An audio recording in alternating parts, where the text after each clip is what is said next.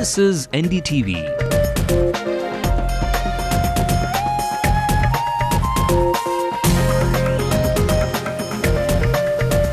And you're watching NDTV Hindu.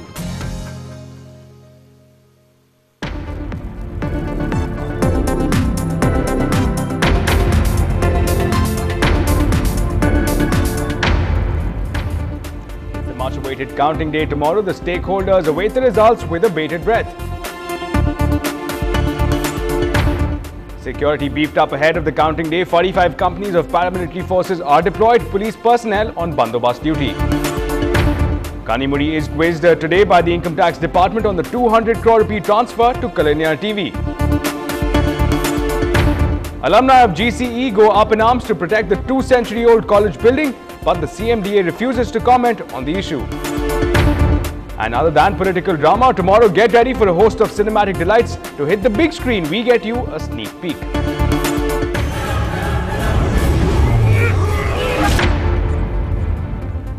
Well, a very good evening. You're watching Late Night News with me, Ashmit Kumar. What else is making headlines? Well, let's take a quick look.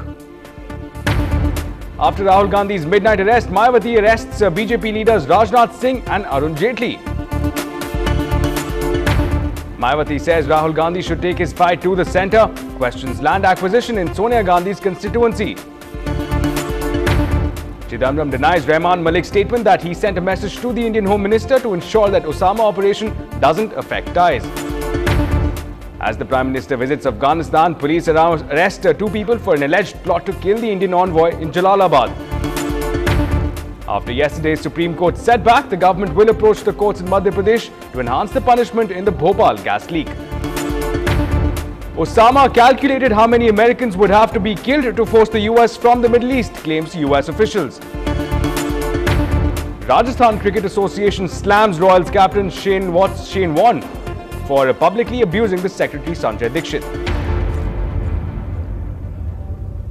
Well, first up this hour, we stand only a few hours away now from the Tamil Nadu's public's verdict on leader that they feel is the most deserving, the most competent to lead the state for the next 5 years. Counting is slated to begin tomorrow morning at 8 a.m. The early trends will begin to emerge a little after 9 a.m. And just as an added safety measure, liquor stores will remain shut throughout the state all day tomorrow. Well, no efforts are being spared to ensure security. So far, sources have confirmed that there have been no intelligence updates on possible threats. But as a cautionary move, 45 companies of paramilitary troops will keep a vigil in the state. Chennai city is expected to turn into a closely guarded fortress with 4,000 security men being deployed. In fact, 300 have already arrived and have been deployed in key areas. Now, alongside the layered security for the 91 counting centers, other restrictions too have been imposed. Only observers are allowed to carry mobile phones into the counting centers. Moreover, results of every round of counting will be videographed. Well, the DMK MP and daughter of the Chief Minister Kanimuri was again in the line of fire today. Kanimuri appeared before the income tax officials in the city after she was summoned to explain the transfer of 200 crore rupees from the DB Group to Kalenya TV. Now, Kanimuri does have a 20% stake in this channel. She has also been charge-sheeted by the CBI in the 2G scam. Kanimuri had been exempted from making a personal appearance for 2 days in connection with the 2G spectrum case by a Delhi court due to the forthcoming election results in the state, and instead she appeared today before the Chennai income tax officials. Well, the Election Commission too is arming itself to the teeth with trained officials. Now, the Commission conducted a training program for the micro-observers in the city. Around 100 micro-observers were trained to effectively manage the counting processes. Now, District Election Observer D. Karthikeyan briefed the observers. Now, these micro-observers will be responsible for recording the results that emerge from the electronic voting machines or EVMs. They will be given a pre-printed sheet on which they would have to record the results. Well, on a slightly different note now, the outpouring of appreciation, admiration and wishes have just not stopped for Divya Darshini, the topper of the 2010 UPSC exams. Now, the journey from an assistant in the State Bank of India to a career in the Indian Administrative Services was not even dreamt in the wildest dream, says a 24-year-old Divya Darshini, who topped in the civil service merit list this year. Now, Divya Darshini, who passed in her second attempt, is presently working as an assistant in the State Bank of India. To celebrate this proud occasion, SBI honored civil service topper and her parents at their head office in Chennai. Divya, this is for you, and the reason behind this is State Bank, it'll remain my first home. I've learned so much, though during a short duration. I've learned how to behave in an office environment, how to work, how to behave, go well in an office environment, how do you behave officially with superiors. Everything I've learned from here. It'll be my first experience at an office. It'll remain so. State Bank will remain an important part of my career. Well, in more news from the city, the Guindy College of Engineering is a 217-year-old building which exists right in the heart of Anna University. And well, the alumni of the college are now involved in a bid to save the face of the college quite literally. They are fighting against construction activity near the heritage building that is threatening to hurt the old structure.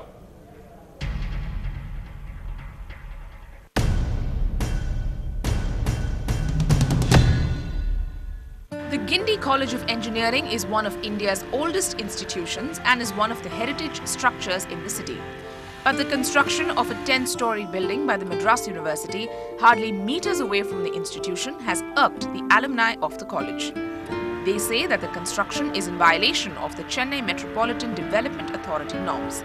We as alumni have represented to CMDA to find out if any permission was given to the University of Madras, and if so, to kindly withdraw that permission so that the skyline of this building and the view from the road is not affected.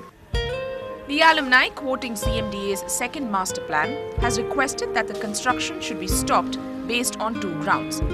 Any multi-storied construction near a heritage building should maintain the skyline in the surrounding area so as to not block the view of the main building. They have also asked how such a high-rise building is being constructed when it comes directly below the line of air travel from and to the Chennai airport. The alumni is also unsure if the construction by the university meets other norms. Any development, particularly the development by the Madras University, they have to obtain no objection certificate from the Airport Authority of India, from the Fire Service, from the Tamil Nadu Pollution Control Board, from the for the environmental impact point of view, and also they have to obtain planning permission under Section 49 of the Tamil Nadu Town and Country Planning Act. The CMDA was unavailable for comment when NDTV Hindu tried to contact them. Will they heed to the pleas of the alumni? In Chennai, with Krishnamurthy, this is Sindhuja for NDTV Hindu. Moving ahead now, the farmer unrest in Uttar Pradesh is turning ugly. Arrests and violence galore. We get you more updates and information on the other side.